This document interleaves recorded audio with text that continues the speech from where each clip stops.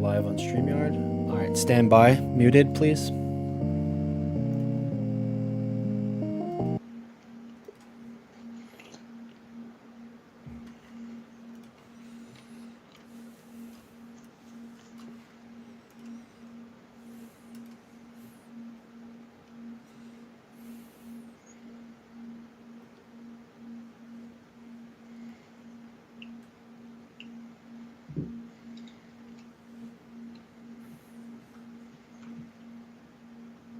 Hello and welcome to the Esports Meta. I'm Billy Sims. We've got lights on, we've got camera, we've got sound. We're ready to go. It's an episode so nice, we had to do it twice. You might have seen this Tuesday, we had a couple technical issues, but we're back with a vengeance, ready to kick those bugs' butts and bring you all the esports news that's happened this week. The news is so great that we need to talk about it, that nothing could hold us back, and that's why we're here. We're going to be talking about the Esports World Cup first and foremost. A lot there, a lot of scheduling, a lot of matchups, a lot of previews. We've got predictions, previews, and preparations for you, ready to go for the whole kit and caboodle of the Esports World Cup. We're talking 60 million total prize pool that we're going to be breaking down bit by bit. Then we're also going to be talking about another update in another arena shooter, but this one seems a little bit different. Super Vibes coming at you, just lifted the NDA, brought us into the full spectrum of what to expect of the game, and we'll be discussing that a little bit, breaking it down. And then finally, 2XKO, right? Long anticipated fighting game. We've got an update for us there and something that you might want to be a part of directly. So stay tuned for those and more. And of course, if you like what we're doing, do the internet stuff, follow, like, all that stuff. We really appreciate it. And if you just want to hang out and chill with us, we love to see that. Let us know your thoughts as we're talking. Message us, send a comment, do a hashtag the esports meta, and we'll do our best to respond to you guys and involve you in the conversation. Maybe that hot take isn't so hot. Maybe you're a Spice Lord. Maybe you know exactly where to go. But anyway, let's get into it. We're going to need to. And I'm going to need somebody to talk with. And of course, the perfect person I have right on deck here, Nicholas Layton, the double cam. How you doing today, Nick? I'm doing great, man. What's going on? Whole lot of something and a whole lot of nothing this week, man. It's been trials and tribulations across the board. How are you feeling? I got you right as you're sipping that coffee. I don't even sip it, man. I thought you were going to talk longer. No, I'm feeling great, man. Like this international World Cup stuff for League has been great. I've really enjoyed it so far. Right. You know, this earlier this week, League was kicking off the same day we were recording this, so it was more of an anticipatory, but we've been living and breathing it since. So we have a lot to talk about there. Is there anything specific besides League of Legends you're looking to kind of like dive into further? Because of course we've got the Esports World Cup. We've also got 2XKO and then our now reoccurring segment of Arena Shooter Update Watch. I'm always thirsty to see which arena shooters are adding themselves into the mix and which ones are doing a little bit better since last week, personally. I'm really excited. Really excited. Last week you had suggested, and I think we got to piece this together for like the next week. You suggested that we start doing arena shooter bingo. Just get a 5x5 box and start checking off what happens when. And I think that's a great idea, man. Hopefully, you know, our fans, our audience also agrees. And if you have any ideas out there in camera land and chat land, let us know if you have any ideas for that bingo, because I'm sure you're feeling the push too, where it's every week. There's been like 17 different arena shooters, man. That's all I gotta say about that for now. Yeah, no, I'm loving it. We just gotta look at the features, right? Like the new features for these arena shooters. Let's just check it out. Yeah. So let's get into it. We're going to start off today with our first topic, the reoccurring segment of Arena Shooter Update Watch. And I think we're kind of slowly getting a title here. It's still a working title, but anyway, the game this week is called Super Vibe. And fingers crossed on with me, Nick. Let's pray to the algorithm gods. Let's pray to the streaming gods right now that we don't break the stream. But browsing? All right, we got it. I think no jinxing. Okay. Well, here it is. Super Vibe is the site. This is the game. It is a 5v5 overhead top-down arena shooter. It has very simply, vibes like League of Legends, where you pick a champion, you roll out with a kit, and you make purchases and level up through the game.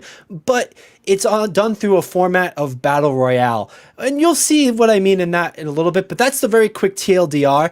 Just right off the bat with the aesthetic too, here's the website. We have a very similar comic booky sort of style as we saw last week with Frag Punk. That was heavy neon, heavy cyberpunk. Nick, just the aesthetic appearance as we go into this, what are you thinking, feeling off of this one? Visually pleasing. It's not a. It doesn't take a seizure warning. You know what I mean? Like compared to the last one. This one's a lot more pleasant. Like it makes more sense when you're using these colors in in cartoon art style, right? It's like the reason why the MCU like characters don't have like the most comic book accurate costumes, like super bright and stuff like that, because like it does not look good with like real life art for the most part. And so this one's like a lot more pleasing, as you can tell.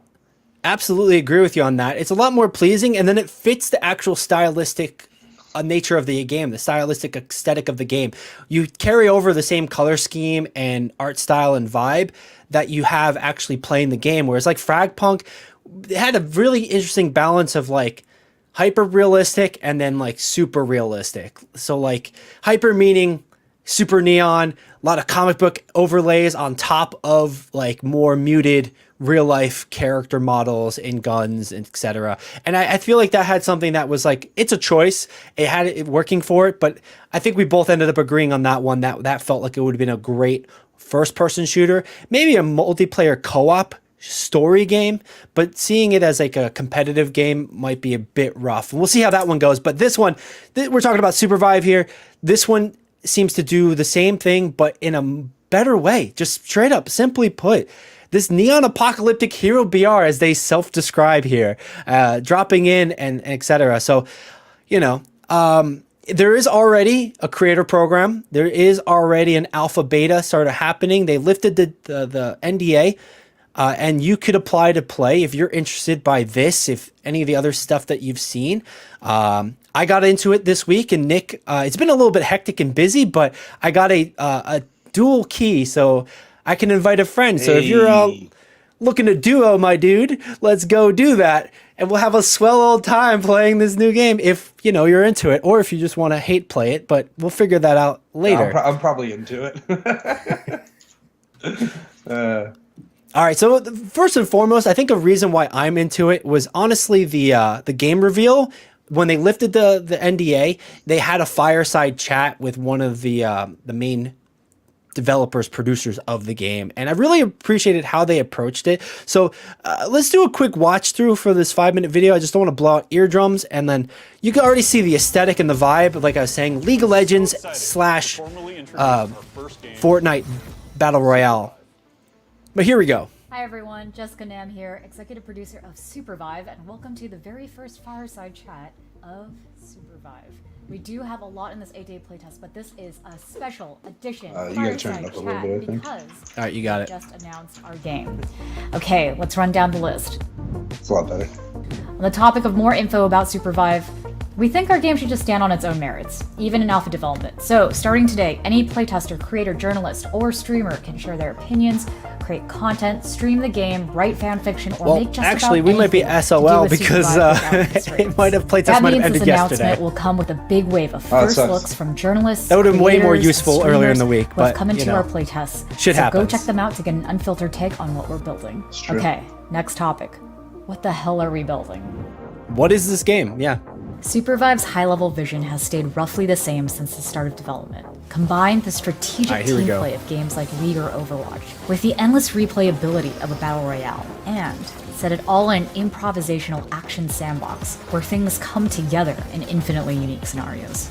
Imagine a living, evolving chessboard with dozens upon dozens of players, a huge battleground filled with unique hunters, powers, and items that you can use and combine in open-ended ways to pull off game-breaking plays.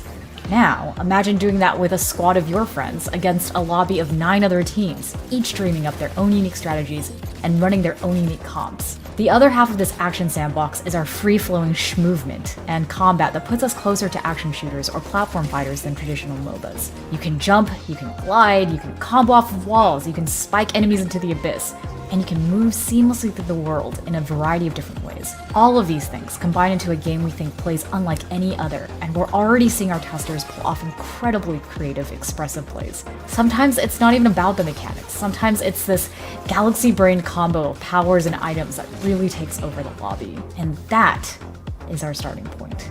We still have... So I actually want to pause it right here and kind of just, there seems to be a lot of buzzwords that are immediately thrown out there where it's like, it's League of Legends, Overwatch, and Fortnite. Hold on.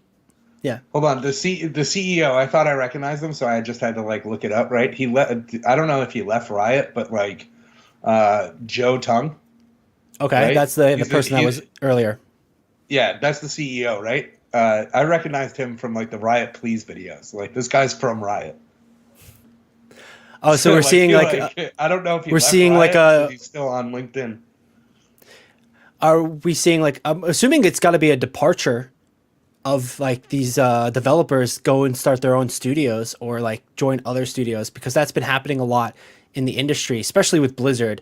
That's a whole other beast when we can talk about with Overwatch, where the original team has been all gone. Even the original Overwatch 2 team, there's been a lot of turnover.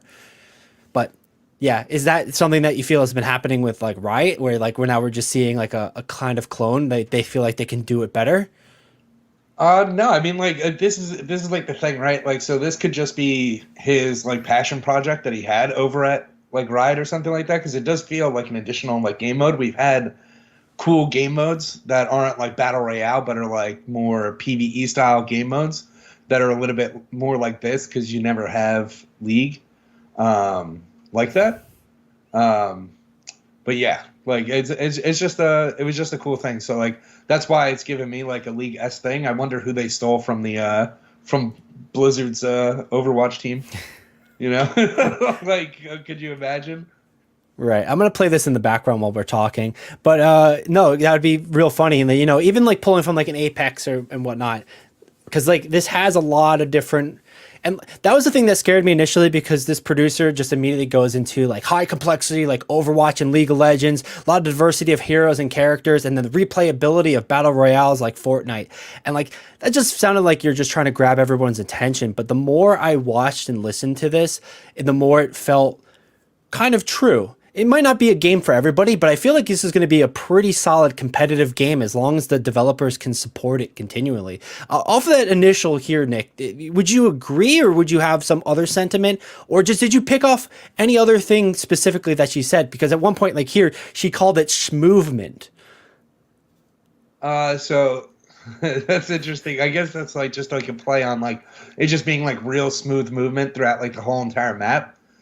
So you're not going to be really hindered too much by movement, but there are things that are going to, boost your movement throughout the thing.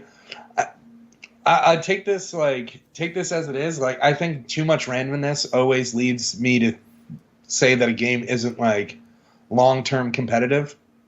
It can be short-term, and you can garner a fan base, but the more randomness you put in, the worse it gets for the competitive gameplay. And you need to tighten it up, just like Apex has. Apex in the beginning versus Apex now, drastically different games, Yeah. Agreed. So I think that's what you got to watch out for. It looks super fun, right? It looks like this is going to be a really cool game to play with your friends. But it's given me a Risk of Rain 2 kind of vibe. League of Legends mixed with Risk of Rain 2. I don't see it as Overwatch. Unless you're going to talk about the characters themselves, in which case every game has characters that are unique. Get off especially Overwatch now, thing, right? Yeah, especially now, because Overwatch has made such a mark. It's the only FPS to ever win Game of the Year back in 2016. So maybe we don't see it because we haven't really gotten into the champion, but League of Legends has had champions before that. Maybe it's the role sort of situation. Maybe they're doing it more that role, but who knows until we get our hands on it. I do feel the D&D World of Warcraft Holy Trinity role. Yeah, like I'm not saying like, Overwatch. Yeah, I'm not saying Overwatch invented it, but I do feel like Overwatch did a really decent job at like not dignifying, but I guess just solidifying it in the FPS action shooter genre. Even like Overwatch was called a bit of a MOBA for a bit, and like it kind of is, right? But then it also isn't. Anyway, so of course a lot of people are going to anchor on it, and like how true is it is a question we can go and answer. But it does feel like there's a somewhat, we're giving this one like a moderate score, a little skepticism, but like we're both like kind of excited and eager to play it. Unlike some of the other shooter arena clones that we've seen just be money grab. Yeah.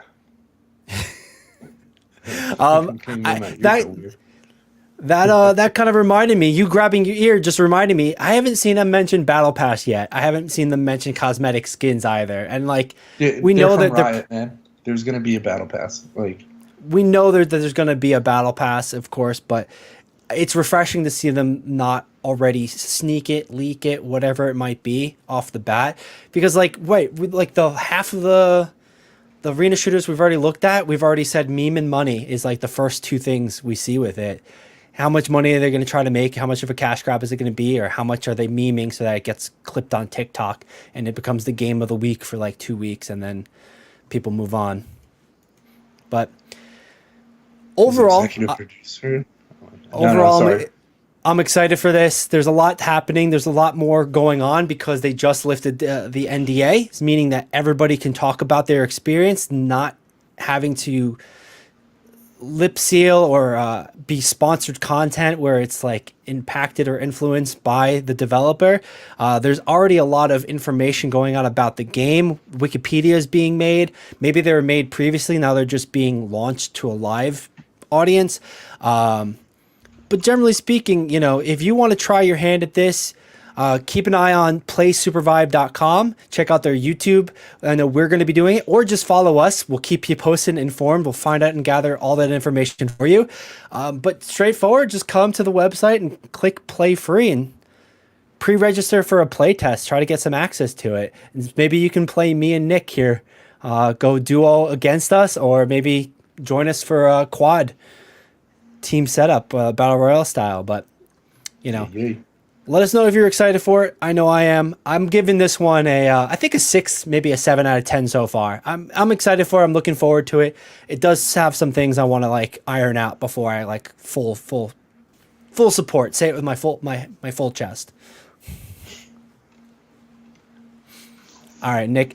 Any final additions before I actually push us into our next topic here? No, man, I was looking at the staff for this game. Like, they got some people with some experience. But yeah, like it's pretty cool. Like, I was looking at the website for them for the game, and looking at the team for Theorycraft Games. And one of the things like they post is like the game, basically the games that the most played games that these guys have. Like, so it's like the 1,000-hour mark. Like, what games do they have 1,000 hours in? And like, okay, you know, in a joking manner, I'm going to say some of these guys are some degenerates.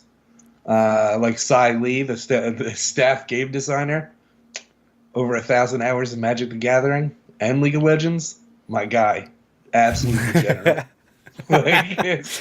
He's cut from the same cloth, man. We should get him. We should get him on the podcast, man. That's awesome. Yeah, like there's some cool things on there, but like some of the players like 1,000 hours in Counter-Strike and then Stardew Valley. You know? So you know, Stardew Valley is such it's a different way of being a degenerate, right? It's still like it's a solid game. It's a great game, but it's like a much different vibe than putting 1,000 hours into League of Legends. Are you more of a masochist or less of a masochist? You never know. Like, all right, so this one dude right here, Randy Knapp, right? Let's see, staff UI engineer, 1,000 hours in RimWorld, Project Zomboid, and then Valheim. Like, my man loves games. Yo. That's wild. Battlerite, Overwatch, and League of Legends for another person. Like, they got some, you know, they play some stuff. Oxygen not included on some of these people. So, like, they like a lot of different games, but one thing is pretty common. They do like some competitive games. So like, there's probably a lot of influence from like all these competitive games, like Absolutely. Dota, Overwatch, CS:GO. So a bunch of people were like Super Smash Brothers Melee. Like, those are some to put that up in 2024. Like, these guys are probably not to be messed with in Melee. I'll be honest. Like, I'll probably play them, but like everyday man off the streets, like I play Smash like now, but like it's pretty cool. So we love to see it. We absolutely love to see it because it gives more grounding and more of an anchor to steer into competitive play.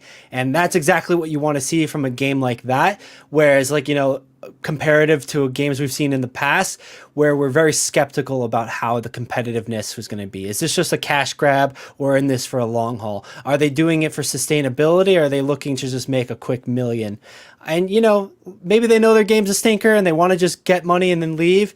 But it really feels like these they come from a background and history of competitive games and they want and believe they can make something succeed in this day and age to that degree. And that was quite the pedigree and list, which I think gives us a great segue because a lot of those games were being listed. They're getting played at the Esports World Cup, which is our next topic right now. So Nick, if you're ready to move on, I'd like to push us over there and talk about a few of those games you said those developers have put over 1,000 hours into. Yeah, let's do it, man. I've been watching as we speak. Awesome, dude. So, like, real quick, what is the Esport World Cup? Well, the Esport World Cup is exactly what it sounds like. It is a world tournament brought together all the best players and teams from a lot of different countries, international, around the world, for the largest prize pool in esports history. $60 million in total being given away between, I think, like 19 different games. So you show up and play your favorite game, you've got a chance at winning. But it's not just Joe Schmo here. We've got all the pros coming in. We've got pro organizations, pro teams, and a lot of competitive games. So that's what we have here. It's being hosted in Saudi Arabia. A lot of controversy with that. But, it's where we're at. It's what we're doing. And the kickoff date started earlier this week. I believe on Tuesday, the 2nd. It's an 8-week competition, as we're seeing, and here's a list of all the games. We're going to break that down in just a second, but just really quick, you've got a huge variety of game, from Apex Legends to Football Club. You're talking about some sports games, into mobile Legends, Fortnite, League of Legends, Rocket League, StarCraft. Love to see Rocket League being played on this scale with this sort of money support, because we know Blizzard doesn't really want to support StarCraft like that, and Rocket League is just always in your face, high octane fun. All right, let's get into it a little bit further. It's happening this week. It's happening all week. Every week is going to be a couple different games. Here's all the jazz, the riz, all the hype coming right here on it. And boom, 21 titles. I misspoke before. I can't count this week. Usually it's opposite. But like I said, $60 million prize pools, 500 teams, 1,500 best esports players. So they're having 1,500 players. I think that's like a little bit of a stretch. And it's happening all the way through the end of August. So we're going to be talking about this week in, week out for a little bit, hitting you up with all the highlights for it.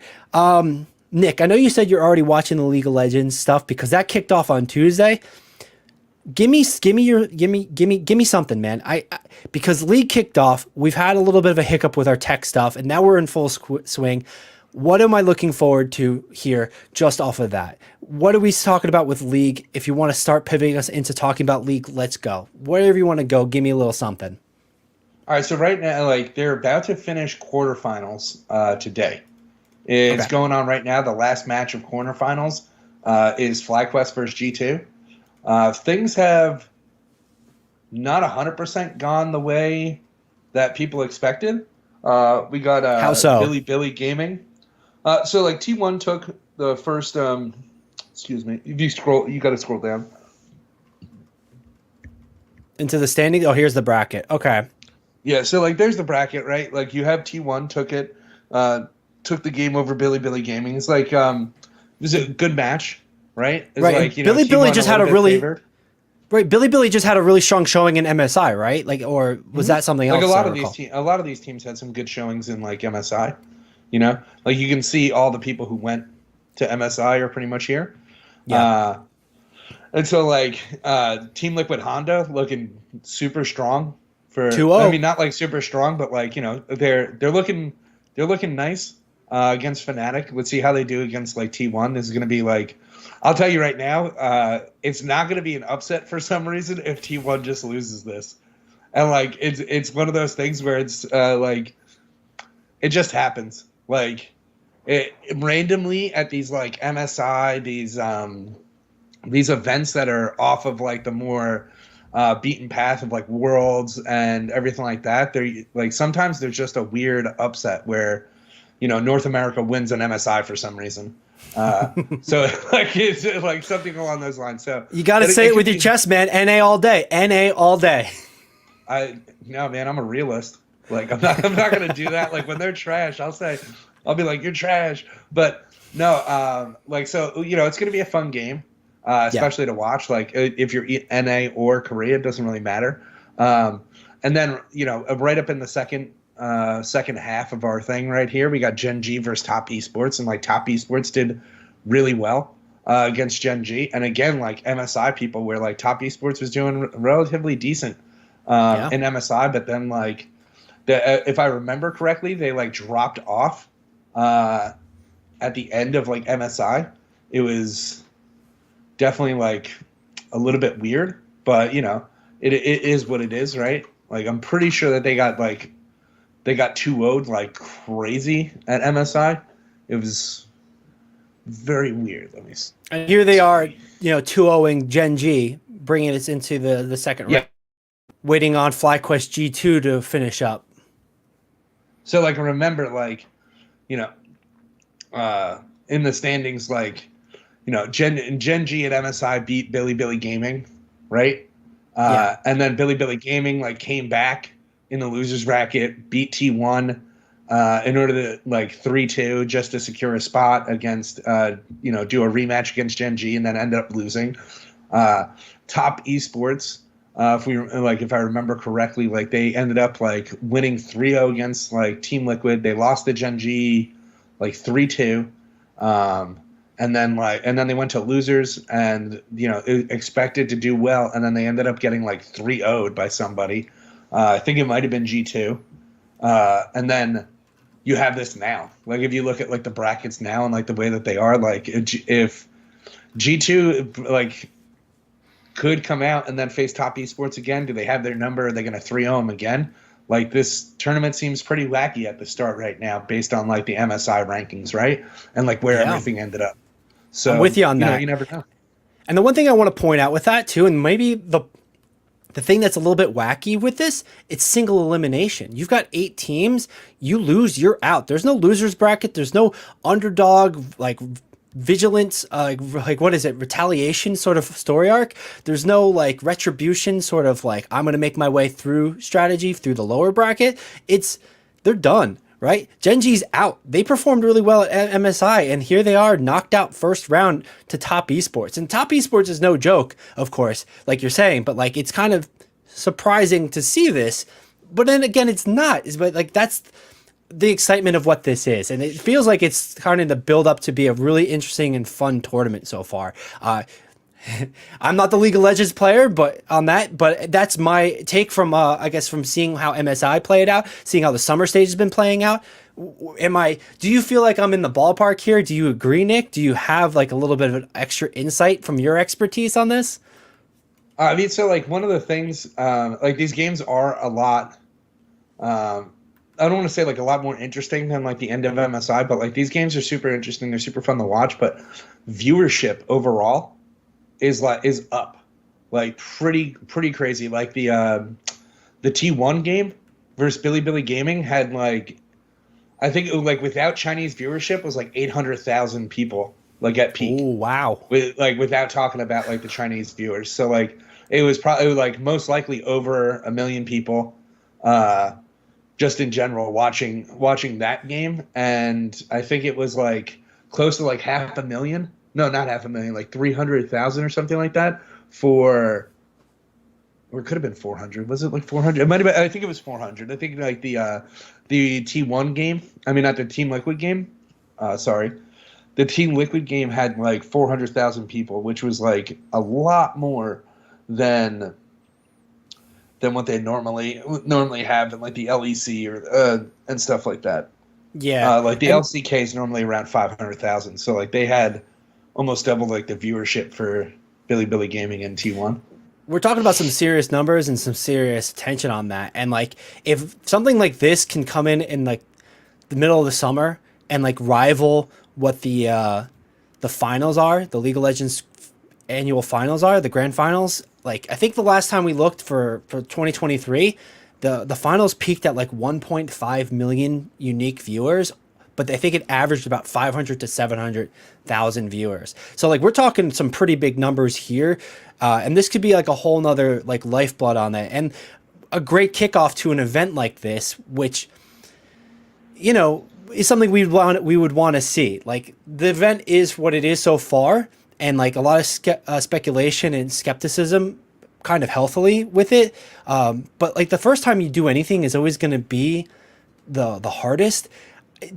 If this goes well and if League is really putting up those numbers, it'll be interesting to see what kind of other numbers the other games are putting up, and if they can continue that, and if it guarantees that they're going to do this again next year, next season, something like that, and bring back a $60 million prize pool, 21 different games, etc. to play, and like really just hone in what worked and what didn't work. Yeah, for real. Absolutely exciting stuff. All right, so on that tone and note, we can continue talking about, of course, League of Legends here, but there's so much more Esports World Cup happening. I want to just wrap up the League of Legends portions real quick as we move into our next game. Give me your predictions, Nick. It's a little bit anyone's call here. Of course, this tournament can be anyone's game. There's a lot that can happen. What are we seeing? We're a little bit skewed. This is supposed to be early in the week, and we're supposed to give us our blank predictions from the start. But now we have pretty much T1 versus Team Liquid Honda. Who's taking it? T1's going to beat them, but like it'd be super funny if Team Liquid won. You know, the T1 should win pretty strongly against them, unless like something drastically changes for Team Liquid. All right. Not to say that like they're not capable of it, but T1 definitely. All right, I'm gonna take that gentleman's bet and just believe in Team Liquid Honda for to pull it out to get to the grand finals. I'm not sure about if they're gonna be smelling their own farts enough to push it into the winner of the whole tournament, but I'll take that bet here against T1. I think they've got the capacity to, in air quotes, upset T1 on that. Really, just pull out some strength, make a play happen, but. I think ultimately you're not necessarily wrong. T1 was looking stronger through the summer stage stuff and MSI.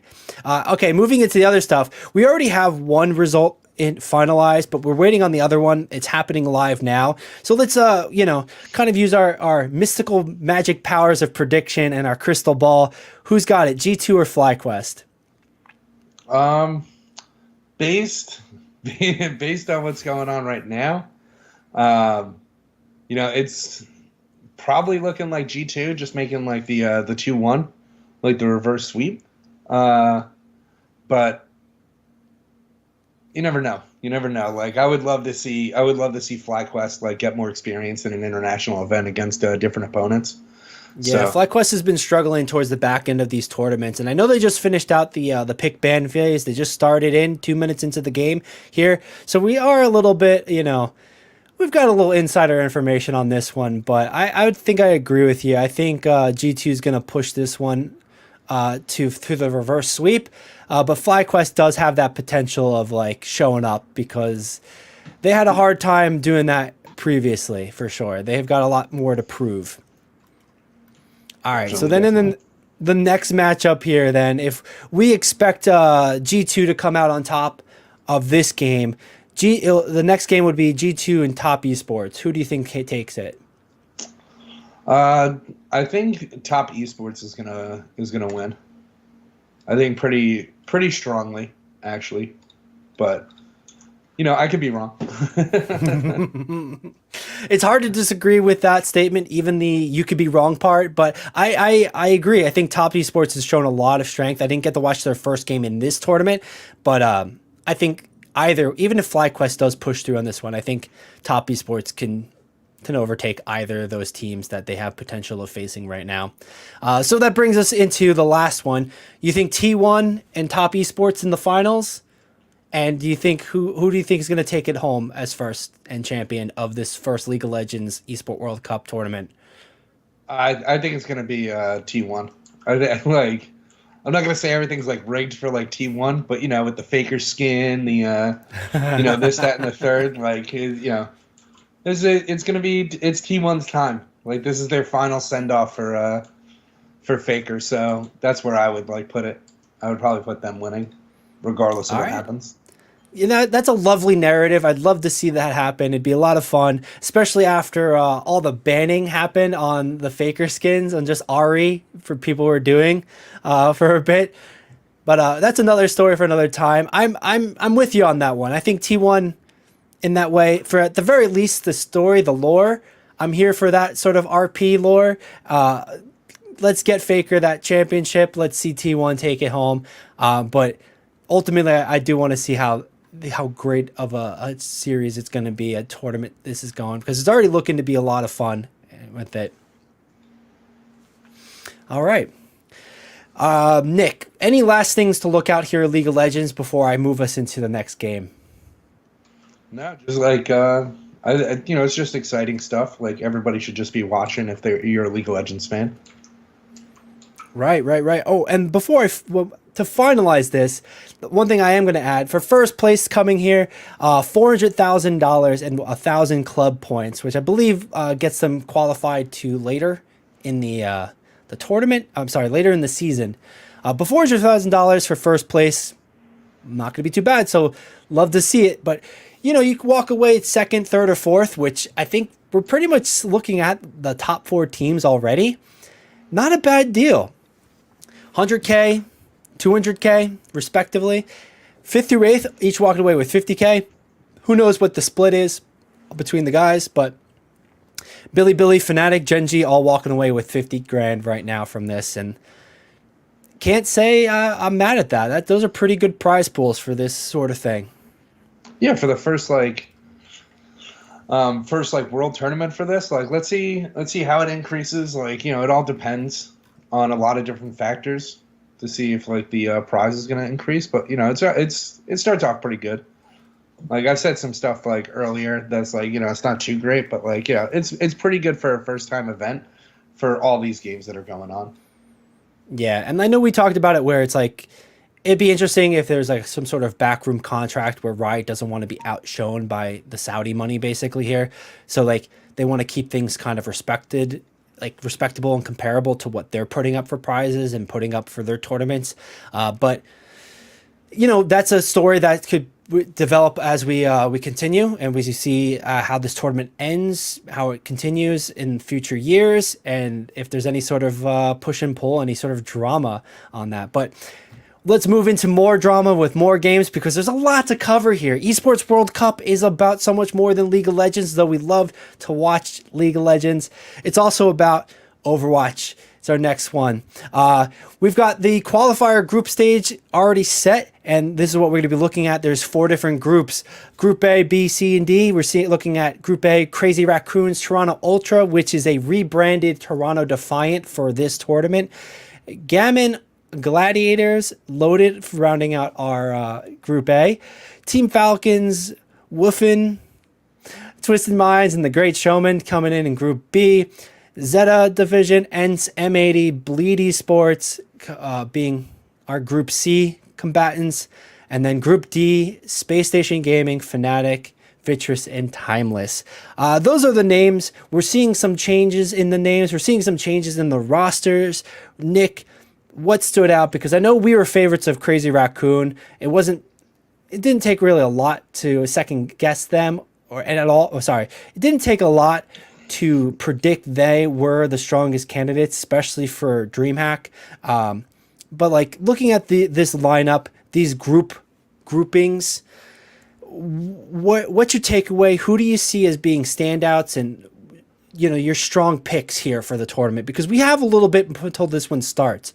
What is your strong picks? Which group are you looking at? Which teams are you feeling are gonna hit it, and which teams you think are gonna miss it? Let's see. All right, so Group A, it's probably gonna be Crazy Raccoons and Gaming Gladiators. Group B, I'm feeling Team Falcons and Twisted Minds.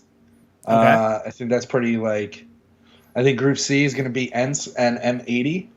All right. And then Group D is going to be Timeless X. That one's going to be the wild card.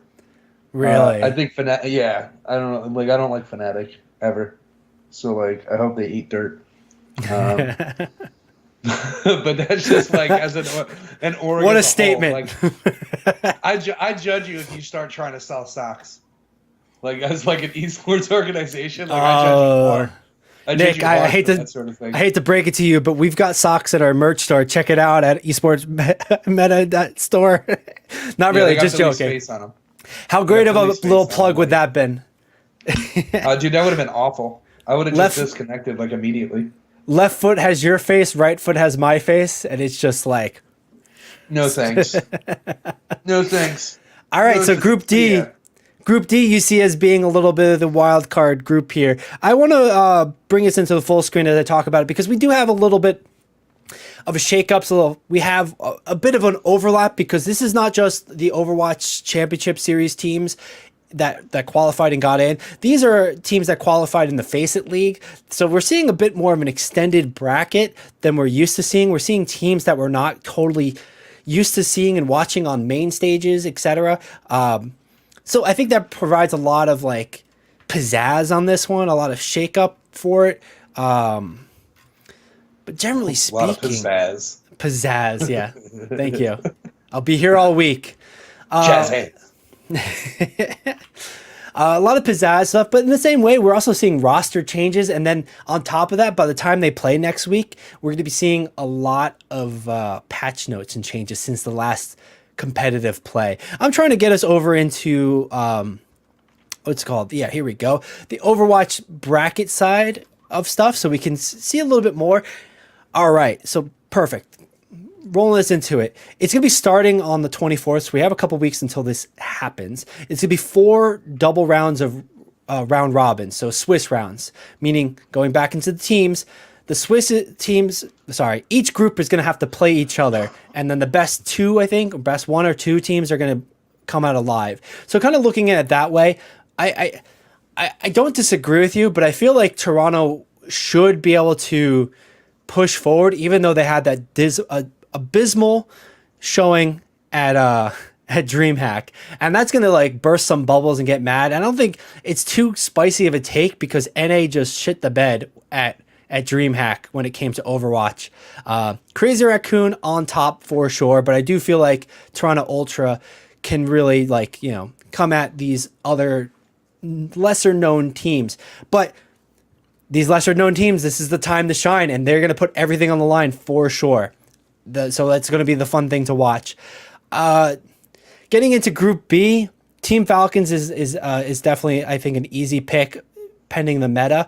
But I don't think Twisted Minds is really going to come out too strong. I'm not super familiar with either of the other teams, but I do feel like how Twisted Minds was boomed, I don't think they've bounced back in time here for it. So then, for my last, rounding out to the last 2 groups here, my last predictions, I agree with ENCE, M80. M80 sporting not a whole new roster, but majority new roster. We got 3 of the 5 main players that have been cycled out, retired / inactive, let go. And we've gotten a new tank and 2 new DPS. And that could mean all the difference here. I think against ENCE, it's going to be a tough matchup. They didn't really perform well against them in DreamHack. So a little bit of a rivalry brewing in this one, but maybe not, because it's new players. Bleed Esports and Zeta Division. Again, it's another case. I'm not too familiar with them. They're coming out of Face It qualifiers and getting in on the points, but this is the time for them to shine. It's do or die. Can they stand up to these Overwatch League caliber pros, the ones with all the experience here. But I gotta finish this off and just saying Space Station Gaming, man. These guys are my Reinhardt bros. They're looking at the meta. They're finding different things. Here in Group D, I think they're easily taking it. I think their coach Christopher is going to push a great strategy. And like I think they're gonna just like be able to like hold some cards back and like leave that haha Yugi moment for the finals when they face against stronger teams. But Space Station here, Timeless has been a thorn in the side, but they've been like hit or miss. So I would also still say this is a bit of a wild card group, but I would say Space Station Gaming is definitely coming out on top on this. Timeless is likely, but it's such a hit or miss moment. Vitress, again, time to shine. Who knows about Fnatic? I'm not super familiar with them, but yeah, I'm with you. I'll take your sentiment. In the dirt. Double in the dirt for Fnatic selling here. Socks around here. How dare you? All right. What's actually kind of interesting, I'm moving back into the Liquipedia article about this, and what might be really interesting, I would think there's only one or two teams. It's the top 3 from each group is advancing. So you're really just knocking out one of those 4 teams, and then they're going into single elimination playoffs. And maybe that's why, because it's not a loser bracket, they're putting more teams into play, and then it's going to be single elimination where anything can happen. I'd still think our 2 picks are solid on that, and it's definitely what to expect for it. Bring us down into the cash prizes and what to expect for first place, second, and third through fourth. 400K. Pretty damn good. A lot more than what Blizzard was going for, especially with that Hanzo skin. 25% bullshit. But anyway, first place pulling away $400,000 and 1,000 club points. Second place 160, so less than half of what first place is going away with, which is some really solid prize pools for Overwatch, and definitely where the salaries are gonna kick into high gear to like make it sustainable. I've been talking a lot, Nick, and I want to check in with you. What's your thoughts? Anything to add on what you've seen, what I'm talking about? We do have the whole roster of teams here. I can break down into roster of stuff, but I don't think we really need to, because we've got a couple weeks until we really go hard into this. I just want to give a bit of a preview for Overwatch. So anything for your sensibilities to add to my ramblings? So, like, I would always say it's usually pretty easy for any person who's rich in Saudi Arabia to put, like, Blizzard to shame with the prize pool. But devil's advocate, Blizzard always needs to be, like, dealt with when it comes to a prize pool just in general, personally speaking. Like, but, you know, I hope this, like, shames them a little bit more into developing better prize pools and better prize pool positioning with these skins, because that was pretty disgusting. And, you know, maybe they should have partnered with these guys and added, you know, a skin for the world sport, like the World Esports World Cup. Jesus Christ. Esports World Cup, and made a skin out of this, and then made an event for that, like, you know, maybe do something like for these, like, players. Like, I think, like, all these companies can do, like, more for these events just in general. Like, you know, maybe the MVP of this, like, event gets to get their own skin. Like, help design the skin, color base, like, stuff like that. Instead of, like, you know, generic something, we'll just take your team or something like that, you know? But, that, you know, it's pretty cool. That is something that Overwatch League would do, where they have the team skin and they'd have the MVP skin. But I mean, MVPs walk away with 50K. So, you know, you walk away as the MVP of this tournament, of the finals, whatever it might be. That's a cool half 100G, 50K in your pocket. The total prize pool is going to be $1,050,000 for that MVP, as we just pointed out. But there's definitely a lot happening here, and I agree with you. I think Blizzard's had a history of friction and different things in control and power dynamics with the different games. I know StarCraft 2 is one we talk about in the past, especially in Korea, and how they're fighting for power / control. And it's not totally them, but the most heartbreaking thing, you hit the nail on the head, that 25% split to people who bought the Hanzo skin just feels bad, especially when like Dota can do like a much larger split consistently, etc. But, you know, this is the first time going around. If it's enough of a success, we can petition and we can scream and kick and tweet them to make something happen. All right, fair enough. Yeah. And that's pretty much, you know, majority of the information you need to know about Overwatch and coming up for this Esports World Cup. I do want to spotlight when you can watch this for Overwatch, and then we're going to move into the other games. Here we go. You can find the schedule here on the Esports World Cup website. And specifically, if you're looking just for Overwatch stuff, you can take a look at Esports World Cup and all their different streams on July 23rd. That's when it's be kicking off, and then finishing out on the 27th. What was it? I do think we had something a little bit more, actually, than just that. Let me take a look. No, okay.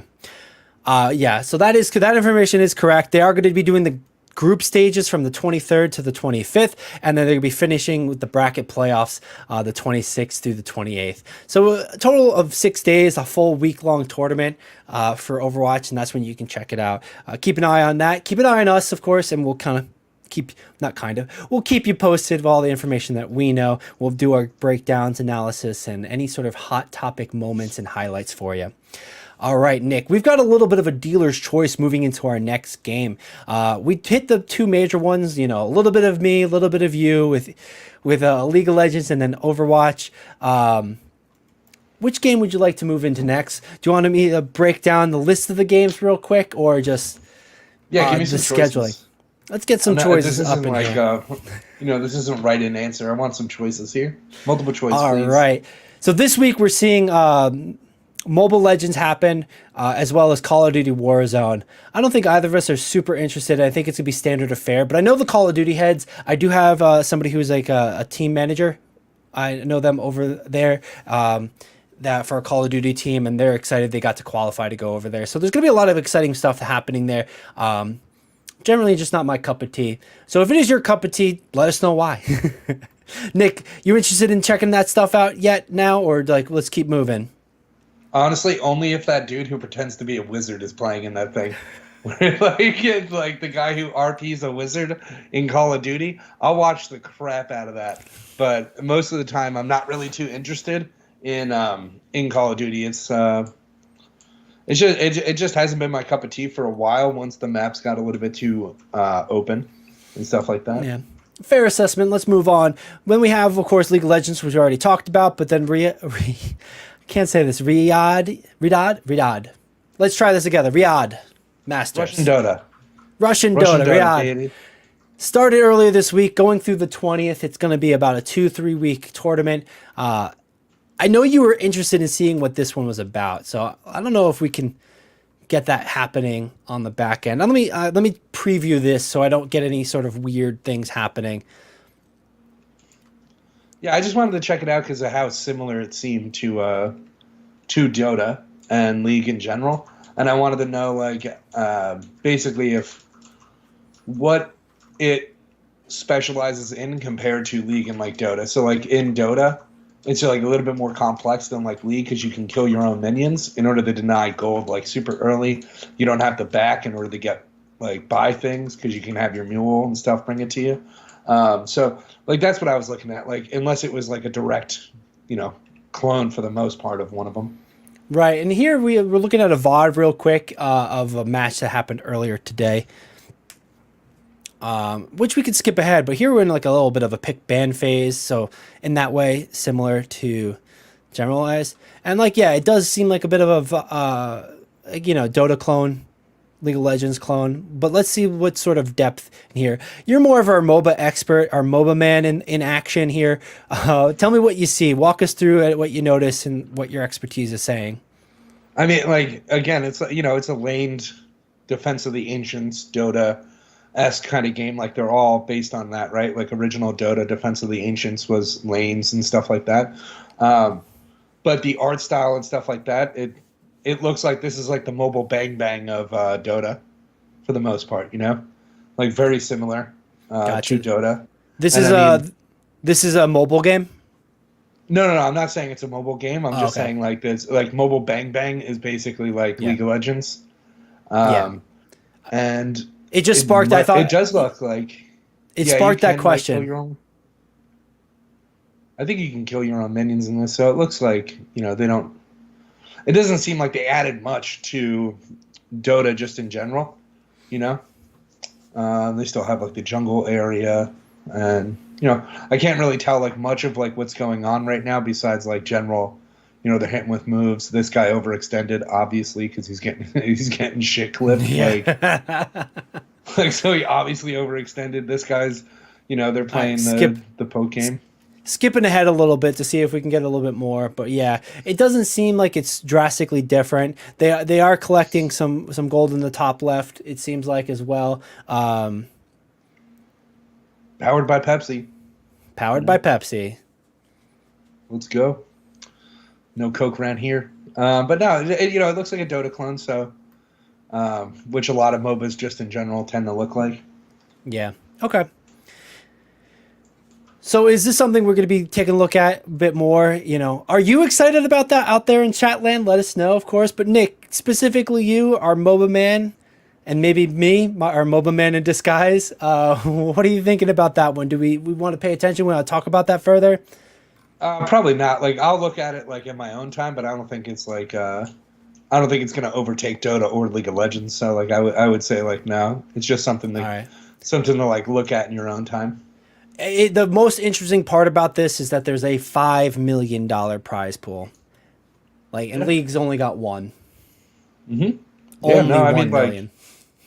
I agree. But I mean you never know with like how this game's viewership is and stuff like that. Like I don't know this game, and so like hold on, Dota 2 is an RTS. So this looks like Dota 2. Like it literally says Dota 2 is an RTS. So is it just Dota? Like, is it Dota on the back end, like just named differently so that they can get away with it across like different countries?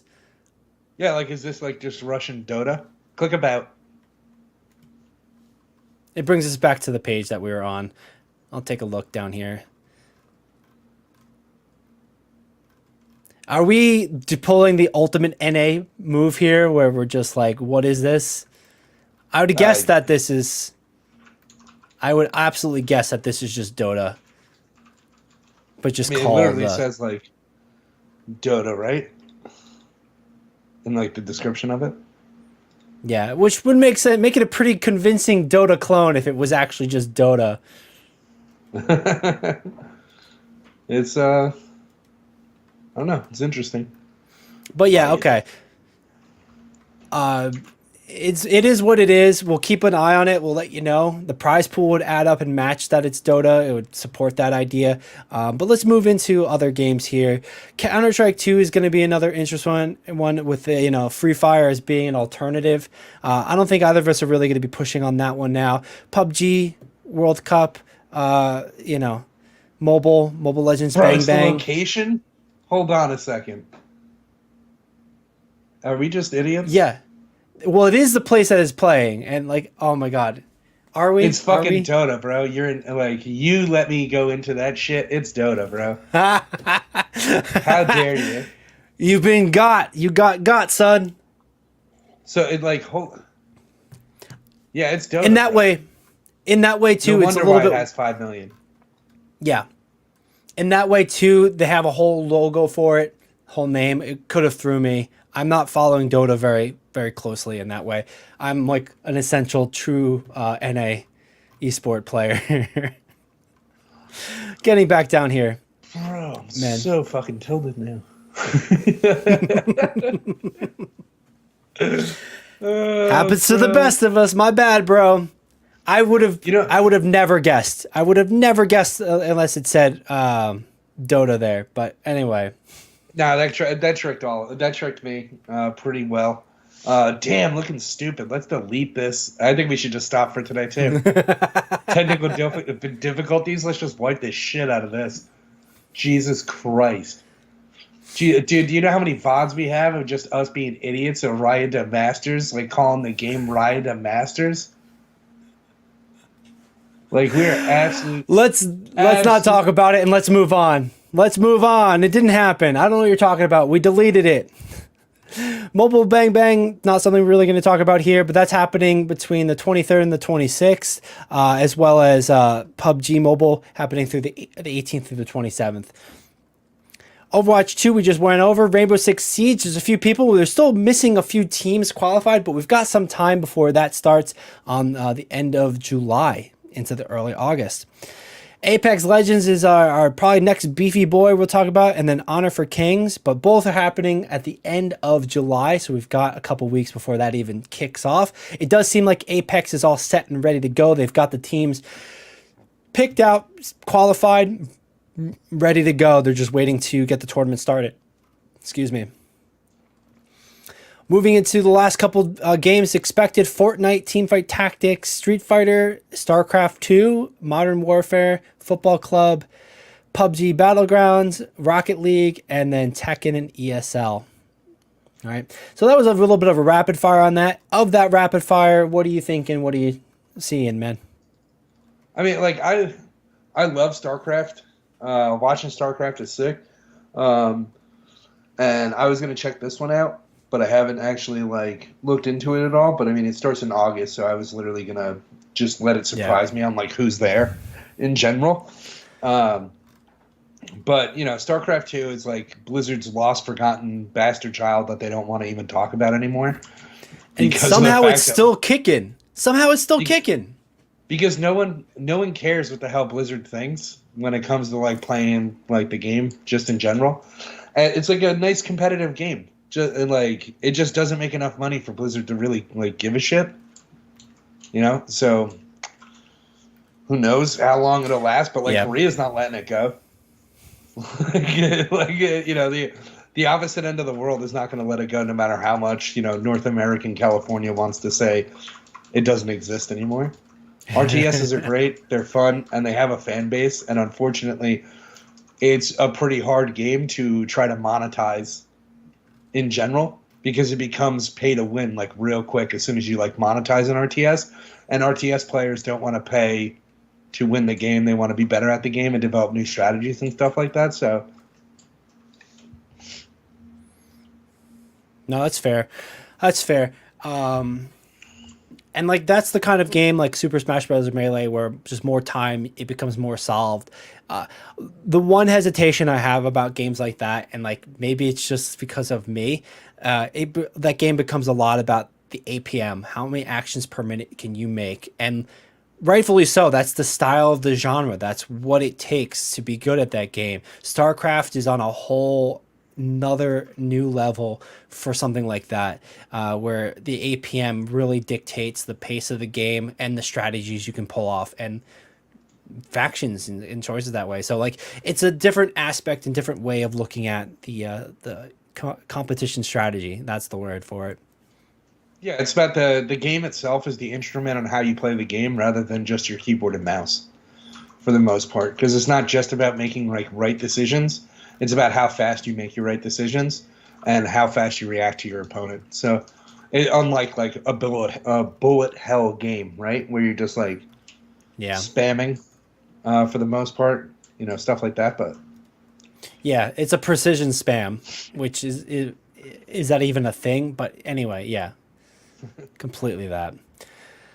So I'm not really sure what we should kind of pivot into. We have a lot of these games that aren't kicking off yet. Looking forward to it. We could talk about the prize pools on some of them and when you can start watching one, which we briefly already did.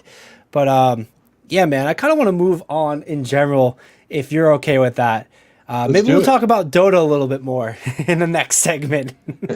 Oh my god, dude. I think I'm never going to talk about Dota on this again. Just in general. Dude, I got so fooled by having Dota's logo be on every single piece of advertisement, but then calling it the Masters like had me completely messed up. So anyway. Yeah, man. That's got to be in the same sort of bucket as like some of the backroom deal things we were talking about previously, and like our bad on that, but is what it is. Let's keep moving forward. And I think this is a good time to actually move us into our next topic. We've talked a lot about the Esports World Cup, and we're going to talk a lot more. So stay tuned. Hit that like, follow, subscribe button wherever platform you're on, and check it out and keep up to date with us.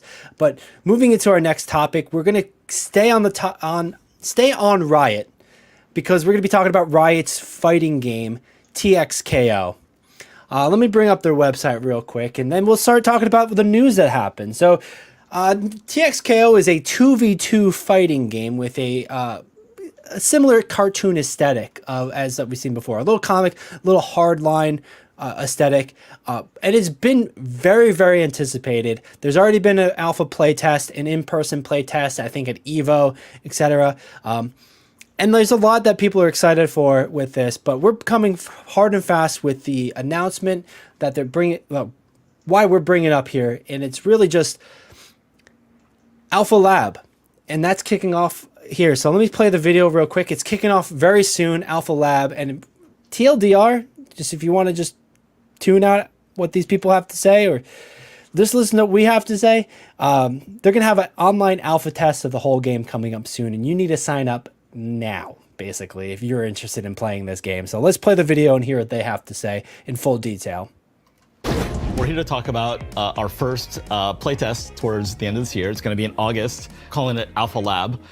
This is the next step in building this game together with players. And so this is going to be a very early version of sort of our first draft of the whole game, not just core gameplay. So it's not just the two characters on screen hitting each other and then the assists coming in and stuff like this, but the actual around that, playing online against other human beings. Yeah, exactly. So it's going to be an online play test. Offline play is there, but it won't be in this test. And you'll be able to play from at home, PC or Xbox or PlayStation 5. But the whole experience of like how you get into the game, what are the things to do other than fight? We have some great ideas and we put them together in a little package. And so it's going to be a little jank, but that's kind of the point. It's important that we hear your voice at an early enough stage where we can actually make changes. Yeah, and I get the sense that this is really just the bones of it, right? Like the gameplay is there for everybody to mash on and have a good time, but the bones and the outline of all of the other systems in the game, like how you play against other humans, what the UX and UI and stuff like that looks like, all these other features around the game besides like I'm playing and hitting another character on the screen. So when people get a chance to play this at home, what kind of feedback are you looking for? You're not just looking for, I'm the EVO champion and the frame data on this needs to be different. You know, you're looking for everything, right? Like I went to play against my friend and it was hard to figure out how to play against them, or like, you know, these kinds of things. Like, what are you looking for and what kind of feedback is helpful for you? Yeah, exactly. This is our first draft of like sort of the whole game loop, right? So how you get into the game, how do you like play with your friends? We're trying some things that are, you know, some things that are conventional to be familiar to you, some things that are new. And we want to get your feedback on how it's all holding together. What's your wish list? Like, based on what you're seeing, like what's missing? Tag me in. Yeah. Sean, tell us about the kind of cool things that we're looking for. Yeah. To Tom's point, and kind of to your earlier point, this is really early, right? And so when it comes to the type of feedback we want, we really do want to hear everything. Even like the push the glasses up, like actually that stuff's helpful. Yeah. You know, the larger parts of the game, the around game, even though it's very early, we want to hear about it. Yeah, I get the sense you guys have direction. Like this is what we're thinking about doing. If that's, you know, pretty solid information for you, I can keep playing, but you have any sort of takeaway on that? Because my initial is that they want to test the net code on this, and it seems like they're not super confident of the net code for the fighting game. Yeah, I mean, it looks like a little bit of a stress test, right? Is like basically how I feel about it. You know, nothing really speaking to me about how this game is going to be a little bit different. Like, like right now, like they probably don't want to say the words of like, you know, instead of like a 1v, you know, it's the in between of Mortal Kombat versus or Street Fighter versus Marvel versus Capcom. Right? So instead of having 3 with the tag team play, you're going to have 2, which is more than Street Fighter. But then they're going to probably have like combo breaks like in Street Fighter where you like perfect blocks and stuff like that. So again, like nothing about what's setting it apart from like other fighters than like, oh my god, I like Riot. Let me play a Riot fighting game. Yeah. But we know how strong IP can be in this day and age. We're seeing a ton of Disney stuff with Marvel and Star Wars, etc. And like they do seem pretty open and flexible because I think they've already done a play test with Ari, and like you had to manage a what is it? The orb system. You had to manage that as a resource, and like it got too heavy-handed. It got too complicated. So they ended up simplifying that a bit. But that's also where I worry they kind of make it into like a Dragon Ball Fighter kind of game. And like Dragon Ball Fighter isn't a bad game, but it's definitely a lot simpler than like a Guilty Gear Strive kind of thing. Like a lot more simple than a Tekken, which is kind of sitting on top of like the fighting game world currently as far as like its sustainability, its quality. Yeah, exactly. Like, you know, how entry level is this going to be compared to like other games, like in general? And personal opinion, like the more new player friendly you make your fighting game, probably the worse that it gets for me. I'll be honest, because like a person who is playing fighting games like for the first time, there's always like, oh, I'm just spamming things, and then you like figure it out. Like I don't know like how you could make the new player experience like any better than like you already know what a fighting game is. You just don't know the characters and you don't know the moves. So like learn to play the game. I don't know how the new player experience could be like any different for a fighting game, you know? Yeah, I'm willing to see them cook on that, but I do want to point out I paused the video. They're all using the board, my dude. Yeah, no, I know, man. Like the hitbox, it's like if you're not using a hitbox nowadays, like in order to like or something along the lines of a hitbox for that, you're probably not doing too well.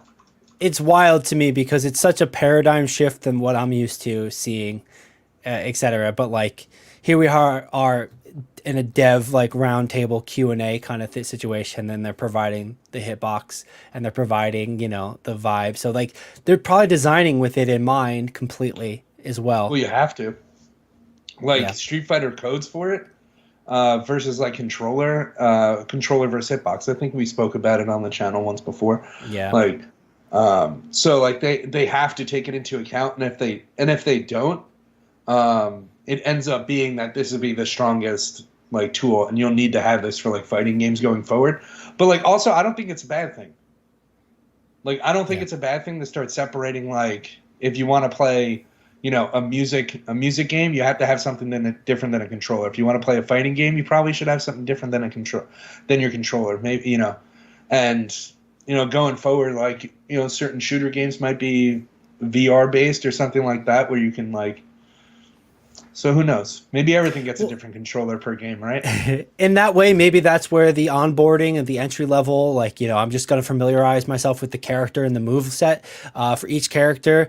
That maybe that's where the onboarding comes in, where it's not that it's necessarily easier on the controller, but like, you know, that might be the differential where if you get serious about it, that you level up with the hitbox and they're able to differentiate between the two. Either because like this becomes a big conversation too, even with just like aim assist and how we've talked about how bad for games aim assist is, magnetic aiming and aim assist, and that's trying to smoothing out the experience. That's trying to make it better for the player, and like it does the opposite in a lot of cases.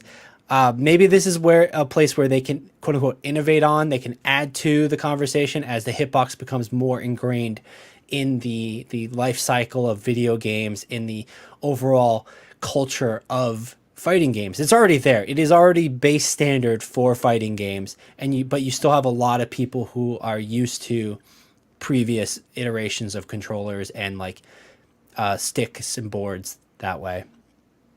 Yeah, I think it's okay to let new players be frustrated with a genre that they're not comfortable with. Like I don't think we should be like really holding people's hands. Like if you're gonna play something you're unfamiliar with, like why is it the game's responsibility to make you feel comfortable instead of you becoming comfortable with the game? But the only thing I would add to that, because I don't totally disagree, the only thing I would add to that is that you still want to be able to hook them to keep playing, because a lot of games do the opposite. Like, yeah, it's not we're only going to cater to the people that we know, and the people that we know are going to like this. but you do need some lifeblood, and we've seen how that's pained World of Warcraft in a while, and both ways, trying to focus on new players and doing it badly, but then also trying to like avoid new players and just listening to the old hats, and you can't really do that completely either. So like, I would just add to what you were saying, which like, yeah, it's a new genre for somebody. They're just diving into fighting games. They're not familiar with a fighting game. There still needs to have something, even if it's as simple as being actually fun, where you can like see where it's fun and want to get better, because otherwise people just won't, especially in this day and age of mobile games. I mean, yeah, but like, fighting games have, how do I put this? Like how do you pull in new players with like a fighting game? It's like, all right, the IP, or they do like cool shit, right? But the problem with like a fighting game is that like you're going into the pool of players that play fighting games, right? So instead of like, when a game comes out and you play it with your friends, like, oh, let's play like this fighting game now. That's not a thing. Like, you can't get hooked on like just playing with your friends and doing cool stuff with your friends as you both learn the game, because it's a fighting game. You're joining a pool of players that already know how to play fighting games. And so how do you get around that? That's like MMR and stuff like that, but even then that doesn't really cut out that experience, right? Like, it's No, that's fair, and the nature of a fighting game is highly competitive because you're looking to play against other people. You can play against the computer and speedrun that stuff. By the way, Games Done Quick's going on. It's been fantastic, and I've got a clip I want to share from next week. Maybe we'll throw it in as a little bit of a reward to ourselves for pushing through on this. But you're right. Like, there's going to naturally always be about ranking and MMR, or like matching up to like equal level players, and that's focusing on both players having a good experience. But I think, as true as that is, you also want it to just be a fun game. You want somebody to feel like they can get better, and like, because like, if walking into like MLG decades ago and playing Smash and like kind of knowing how to wave dash and not really knowing L cancel, a lot of those things are invisible. And like, you could see like, wow, they're so much faster than me and they're so much better than me, but you couldn't necessarily understand why. And like, of course, that becomes a journey for myself to ask that question, to do the research. But especially then, they were on the forums, but there's a lot of like not on the forums with it. There's a lot of learning and hands-on experience for it. And that's the point I want to make with it. It's like, you do want to kind of give them enough, just a little bit, so that entices them to, oh, hey, here's the path to go on. Here's how you get better. Here's how you become deeper in the community. And like, some of that is community based, but also some of that's developer based. Like, I agree, it's a competitive game. You're going to want to kind of keep it exclusive. You want the people you want there. But even for a viewership sort of standpoint, you want people to understand what's going on and like be able to like dive deeper in the depths of what's going on, at maybe even at a frame level. But like that, I see it as chess though. Like, it just feels like chess. Like, nobody's gonna like, unless, like, this is the thing about fighting games, is you have to be open to playing a fighting game, and if you're not, don't play it, right? So like, it really feels very chess-like to me, where like a tournament for chess is only getting watched by people who play chess or are starting to get interested in chess and like the game, like playing board games or games like that are complex in general, right? So I don't see any value to try to like, besides like changing your IP. I don't see any value to try to get people to play like Mortal Kombat that don't like fighting games, right? If you like Animal Crossing, like, why in the world would I target you as like a new player? Like, why in the world would I do that? mean, And there's more Animal Crossing people than there are people who want to play fighting games. And like, you have to think about it like that. So like, that shouldn't be... The only counterpoint I can make to that, not the only, but the strongest one, is like, you're right. You're not going to sit there and target Animal Crossing players to try to play Mortal Kombat. But any sort of game for sustainability over time, to be a continued IP and not just be a flashback, even a community, even if it's just one singular game, if you want that game to be played for 20 years, you need to introduce it and be able to introduce it to new people, and that does involve that aspect of it. So Is that what they think? I think we're on the same page with that. I'm focused on a different part of it, where it's like, onboarding, and there is some onus and ownership and responsibility by the devs to be able to do that. And I think that might be the point where this game might look a little bit scary, because they could go a little too heavy-handed on it and it becomes too simplified and then just alienates the community. Or in the vice versa, it could also get too hard and too complicated, which could alienate the community, but then also just like never see the light of day on Twitch beyond 10 viewers kind of moment. True, man. I mean, the characters that they've chosen already have kind of been... they will definitely get negative feedback if they don't do the characters justice. Like Ari, that they made it more simpler and stuff like that. But like, I don't know, with like Yasuo and Darius and stuff like that. Like, these characters have very strong fan bases just in general. It's true. Oh, wow, he has Speaking of characters, I just want to run through the roster real quick. But I think that's also what they're trying to do, and like, I love some of the stuff that people play, and Mario Kart Double Dash still has a community that plays it background, not even in a speedrunning way, but just in a competitive sort of way. It's definitely less mainstream. It's more of like a cult underground thing, and like, that's wonderful to see. Absolutely love to see it. I don't want this game to become that, because it has such a big IP behind it. It has such a big support in the possibility of being another like staple fighting game in a legendary sort of roster of fighting games. And like, that's not to say that all these other like smaller games, people playing Mega Man battle cards, it's anything wrong with that. But you would also want more people, if you're playing that game, you're going to want to still play that game. And to do that, you need other people to play against. And like, if they age out of it, or they're uninterested and they leave the community, you're going to want more people to come into the community for that. And that's more of my point. But I think you're right. This roster is super strong. And like, the first 5 that they already announced here, we already talking about Ari, which had the Faker skin recently, and then she's already gotten a rework as far as from one of the earlier playtests here. Like, they're gonna do the work, but like, that's gonna be the red flags we're gonna look at. Are they too simple? Is it too complicated? Is it too entry level? Is it too old hat? And like, well, actually, kind of stuff. And that's kind of what they're talking about. And I think that's a lot of the concerns that we have on this. It is something we're gonna definitely keep closer eye for here. Definitely. It's going to be cool, Yeah, sure. And the reason we bring up this game too, the topic at hand, besides just going in and talking about the game we're hearing here, it's like, you get to put your input now coming up. I'm going to move us back into a single Billy here, because I think we lost our friend Nick, but you get to put your input for this game coming up, because they're having an open playtest. You can sign up on the website. Let me bring that up real quick.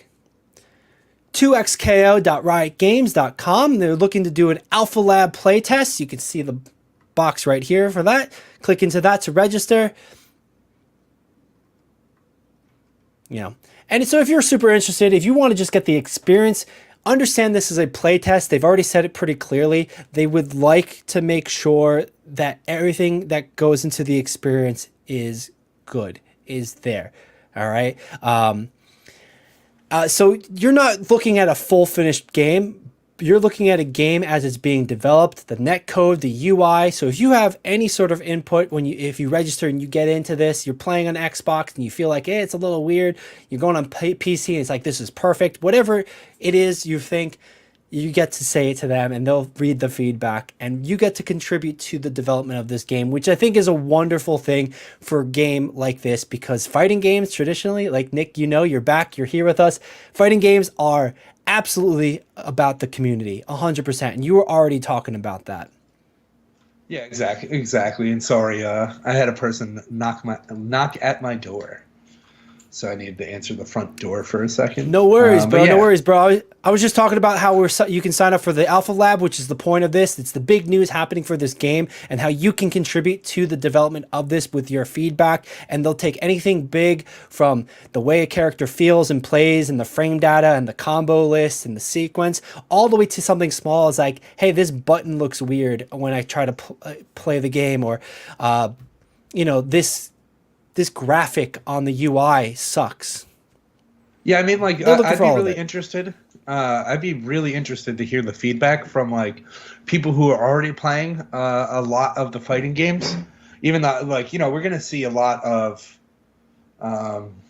streamers and stuff like that, right? Like the people who normally play these fighting games, like they're all gonna get free keys, probably with an email like, "Hey, check out this game for us, please," while this game is going on, to try to generate some stuff to it. But I'd be really interested to see like what their feedback would be, how complicated and how fulfilling the combos would be, right? And any like people who already know League of Legends and already know the characters that are going into this, the feedback that I can see like super valuable from them would be like how much does it feel like you're playing the character from League of Legends? Like how close is this to how it feels to play that character if it's your favorite character and stuff like that?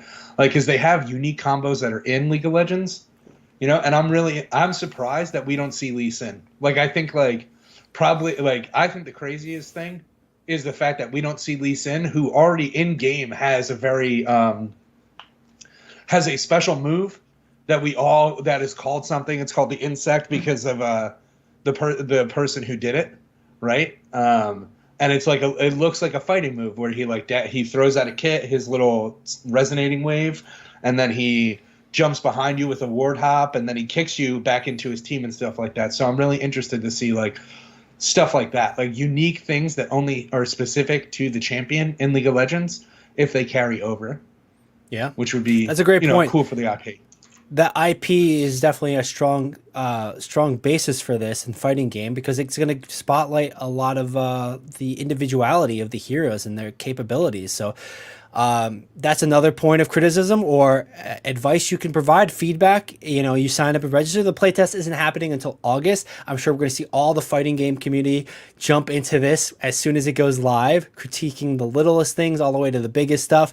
And I'm here for it. You can yourself sign up at alpha.txko.riotgames.com, or you can just Google TXKO Alpha, and you should be able to come up to this page. Make sure you register. You can register for PlayStation, Xbox, as well as PC, and the playtest is going to be happening August 8th through the 19th.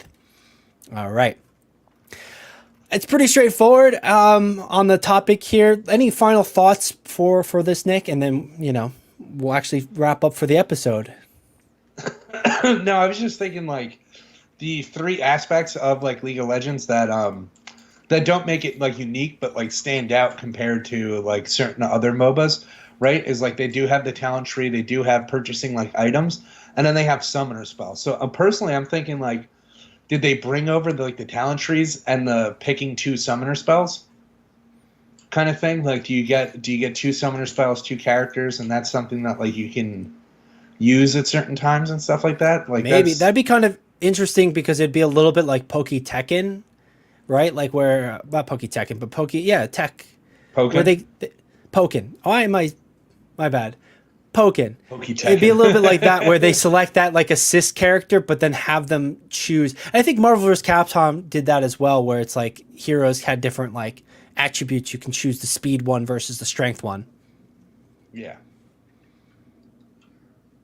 That'd be an interesting point to see with this and the summoner spell aspect of it. But yeah, cool to see. We'll jump in ourselves later in August and take a look for it. I'm definitely more jazzed about it as well because, like you said, I think you made a really good point where it's like you get to bring over the lore and the character mechanic to it. And I think that was something that made like Marvel Rivals playtest really exciting because it felt like you were Spider-Man. And that's kind of a good or a bad thing because, that Spider-Man could be super broken or just really bad. But, fans would be mad if he didn't do his web slinging thing, right? Yeah, no, nobody would play Spider-Man if you couldn't swing on a web. And I think that could be the same here, right? But, we get to add our input coming up. Make sure you register. Make sure you play. Also, make sure you follow us. You've been watching the Esport Meta. We've been talking a lot about esports in North America and happening across the world, all the biggest titles, as well as all the stuff happening in video games. So make sure you hit that follow, that like, subscribe. Another call to action here to help us out because it's free for you and it lets the algorithm know to send this to more people. Nick, we're wrapping things up for the day. We've talked about a few different things. Super Vibe, having a League of Legends sort of vibe feel with the Fortnite flair battle royale. We're talking about Esports World Cup, League of Legends in that way. We're talking a lot about Riot. That whole tournament's already kicked off. We're already seeing the last day or two of League of Legends, but we've got another 7 weeks of other games for Esports World Cup. And then here, TXKO with their big news about the alpha playtest. We've had a lot on our plate today. So anything, what would you walk away with as most important from this episode on those topics? What are you looking forward? And why is it going to be football club in Esports World Cup tournament? I think the most important thing you should take out of our thing today, or just in general, is going to be that we have some of the most exciting arena shooters coming to life every single week, and you should be excited to tune back and find out exactly what's going to happen next week as far as arena shooters / battlers are concerned. Right. Stay in touch for your weekly update about arena shooters and what's going on. Spoilers. I think I saw somebody play Concord and they're like, hey, this might actually be kind of good. But we'll leave that for next week's segment. I think I'm specifically looking forward to the TXKO playtest, getting that input, and I do enjoy that. But this week, Nick, we've got some playing to do for Super Vibe. We got some strategizing and some duoing to go in on that game. That's it for us here at the Esports Meta. I'm Billy. That's Nick. You know what to do. Hit like, follow, and if hanging out on Twitch isn't your vibe, check us out on our social media. We're all there wherever you are. TikTok, Instagram, Facebook, LinkedIn. We're there, so you get all your. We're there so you can get all your latest news of video games and about competitive esports. I'm tripping over my tongue a little bit, which means it's time to go. So thanks for joining us. See us next week here at 7 p.m. on Tuesdays for our regularly scheduled time where we film the podcast live. And that's about it. Thanks for joining us. Thank you. See you guys later.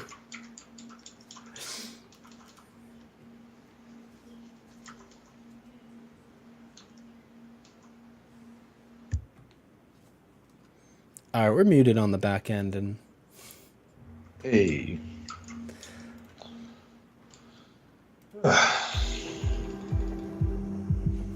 I forgot to record the episode on my end of OBS, but I can record it, take it from Twitch, YouTube. Nice. How you doing? Was that a bad person or anything at the door or something?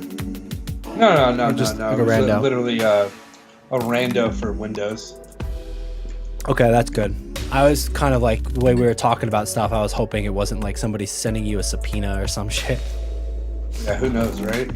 Yeah. Yeah. Serving you with documents for some bullshit. They'd have to give me a $60,000 check, apparently, because that's how much money I would get. How does that work? Like, that's like a prenup thing or what? No, it's something from the house. That's like what she's decided. Oh, okay. Like, not sell the house, but give Nick $60,000. And I'm like, yeah, that makes no sense. Like, that's not for you to decide. I would keep your mouth shut about it and let lawyers deal with it if it comes to that. But either way, like, yeah, man, it's rough. I'm sorry, dude. oh, it's all good, man. It is what it is. I know, but worse. I still want to say that because it's the truth, right? I'm sorry, man. You shouldn't have to go with that. I know. Yeah, it's taken a toll on you, and I'm sure it's also impacting her and the kids and stuff. But I really hope you guys can get through it, even if it means you get divorced, but you can like co-parent fine enough. But yeah, I don't know. Live in the same house, sleep in different beds. Yeah, that's no. She wants me out of the house if that happens. I'm sure. Yeah. So, but whatever. Can't really do anything more than what I'm doing. So, Yeah, man. And that way, like I said, like trying to just have